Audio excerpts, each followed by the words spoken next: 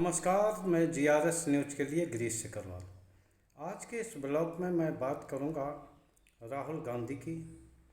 और उनकी उस राजनीतिक समझ की जो उन्होंने कई बार धोखा खाने के बाद, यानी कि राजनीतिक धोखे की मैं बात कर रहा हूं, चुनावी हार के बाद जो विकसित की है। 2024 का जो परिणाम आया है, इसके पूर्व उनकी भारत जोड़ो यात्रा, न्याय यात्रा ने उन्हें ऐसा परिपक्व किया है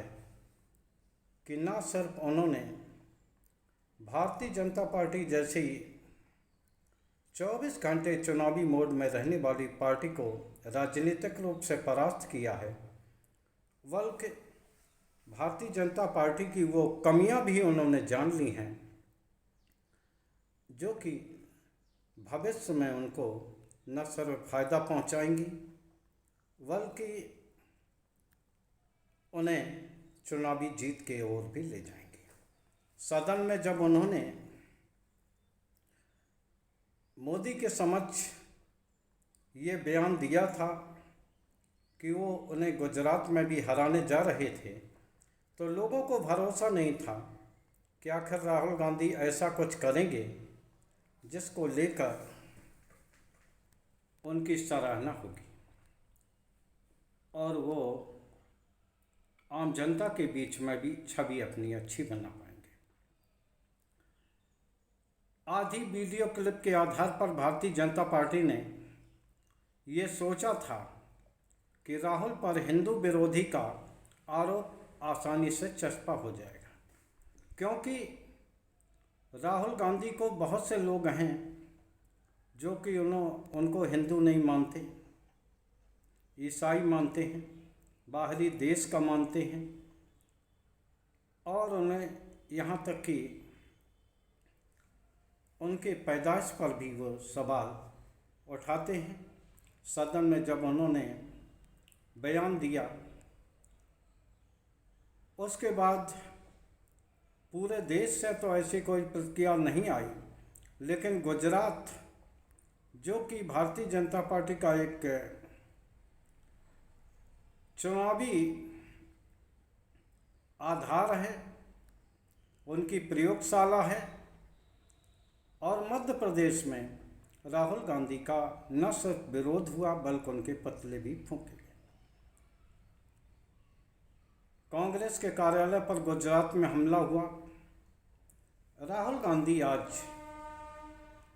अपने कार्यकर्ताओं से मिलने गुजरात में गए थे। वहाँ भी भारतीय जनता पार्टी ने उनके विरोध का एक बड़ा कार्यक्रम बना रखा था, जिसकी सूचना उन्हें बार बार बताई जा रही थी कि वहाँ काफ़ी विरोध है। उसके बावजूद भी राहुल गुजरात आए और गुजरात में उन्होंने न सिर्फ कार्यकर्ताओं से कुशल क्षेम पूछा, वो स्थिति भी देखी जहाँ की उनके कार्यालय पर पत्थरबाजी हुई थी, बल्कि मोरबी और अन्य पीड़ितों से भी उन्होंने मुलाकात की। ऐसे भी तमाम लोग मिले जिन्हें कि 10 वर्ष के इस भाजपा के कार्यकाल में गुजरात में बीजेपी सरकार ने उनके साथ न सिर्फ गलत किया बल्कि आज तक मुझे न्याय की प्राप्ति नहीं हुई। ये तय हुआ कि भारत जोड़ो यात्रा के तर्ज पर पूरे गुजरात में एक यात्रा निकाली जाएगी और बूथ स्तर यहाँ तक कि ब्लॉक स्तर तक जाकर बड़े बड़े कार्यक्रमों का आयोजन होगा, जिससे कि आगामी चुनाव में भारतीय जनता पार्टी की सरकार को गुजरात से उखाड़ फेंका जा सके। कार्यकर्ताओं के संबोधन में राहुल गांधी ने एक ऐसी बात की जो उनके राजनीतिक समझदारी की ओर दिखाती है। विभिन्न घोषणाओं के अलावा उन्होंने अपने वक्तव्य में ये कहा, हालांकि उन्होंने ये बात केवल गुजरात के संबंध में कही थी, लेकिन अगर राहुल गांधी इस बात पर चलते हैं और कायम रहते हैं और पूरी ऑल इंडिया स्तर पर अगर इस संबंध में वो अपनी पार्टी को चलाते हैं तो निश्चित तौर पर उनकी पार्टी अपने बल पर बहुमत में आ जाएगी। क्योंकि उन्होंने कहा कि गुजरात के कार्यकर्ताओं ने मुझसे कहा कि यहाँ घोड़े हैं, लंबे रेस के घोड़े हैं, लेकिन राहुल जी एक घोड़ा ऐसा हो, दो तरह के घोड़े होते हैं। एक घोड़ा ऐसा होता है कि जो लंबे रेस का घोड़ा होता है जो कि हार जीत में काम आता है, और एक घोड़ा ऐसा होता है जो कि बारातों में नाचने और मनोरंजन के काम आता है। तो उन्होंने कहा कि राहुल जी ऐसा करिए कि उन घोड़ों को आप केवल रेस में ही भेजिए और जो दूसरे तरह के घोड़े उन्हें आप मनोरंजन के लिए रखिए। ये बयान वैसे तो आपको हल्का सा लगेगा, लेकिन राहुल गांधी ने एक बहुत बड़ा संदेश देने की कोशिश की है। जिस प्रकार मध्य प्रदेश या अन्य प्रांतों में जो पुराने क्षत्रपों ने कब्जा कर रखा है, यानी कि वो न तो अब चुनाव जीत पाते हैं और न उनमें ये क्षमता बची है कि वो अपने बल पर पार्टी को चुनाव जितवा पाएँ। उनका मुख्य उद्देश्य मात्र अपने और अपने परिवार को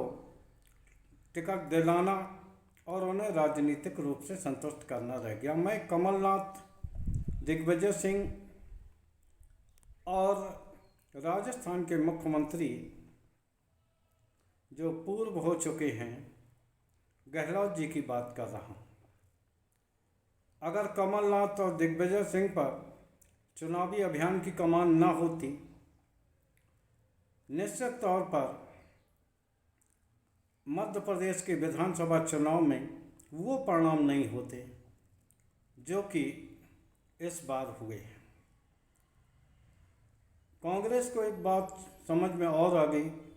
कि चुनावी गठबंधन में मिलकर ही भारतीय जनता पार्टी को परास्त किया जा सकता है। अगर लंबे रेस से घोड़ों के मतलब ये निकाला जाए कि जो लोग युवा हैं, जिनमें क्षमता है, उन लोगों को आगे बढ़ाने का काम किया जाए और जो लोग थक गए हैं या बुजुर्ग हो गए हैं उनका सम्मान तो किया जाए, उनको अपनी धरोहर के रूप में तो रखा जाए, लेकिन उन्हें ऐसे कोई काम में न फंसाया जाए जिससे कि पार्टी को नुकसान हो। अगर कांग्रेस इसी तरह के लोगों को चुनावी रेस से हटाने का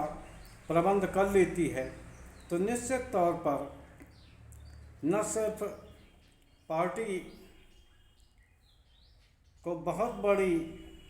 फ़ायदा मिलने वाला है, बल्कि जगह जगह पार्टी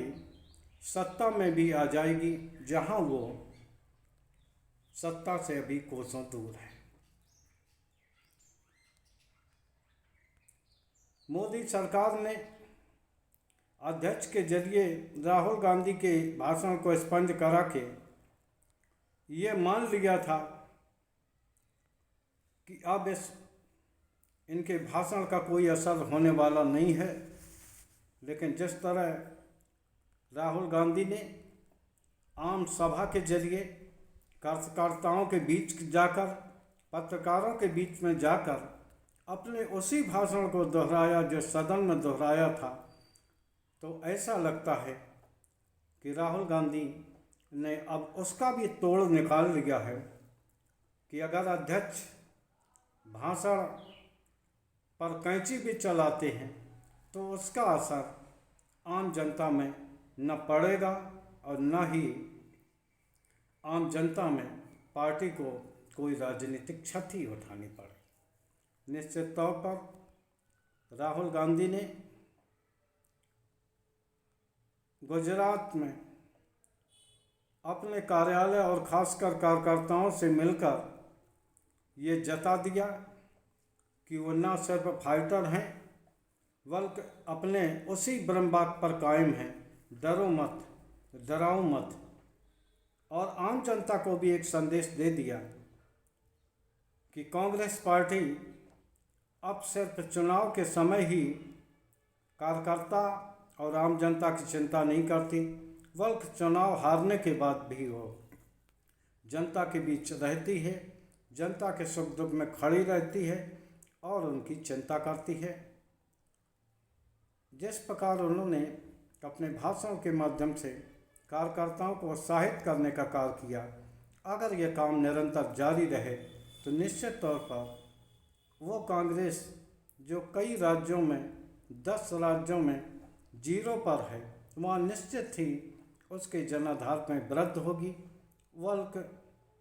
इतने मजबूत आधार पर आ जाएगी जैसे कि केंद्र सरकार में नेता विपक्ष बनकर उसने मोदी सरकार को